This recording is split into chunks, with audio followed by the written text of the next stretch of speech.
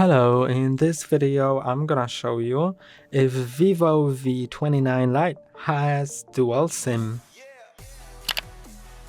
Yes, Vivo V29 Lite has dual SIM, and I'm gonna show you how to insert SIM cards.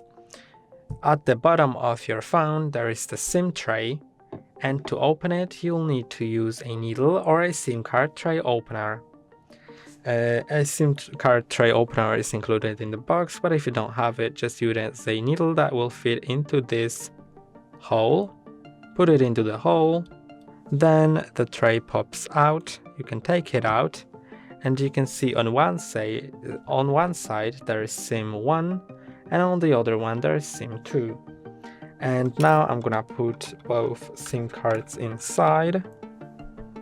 So here they are. Let's take them.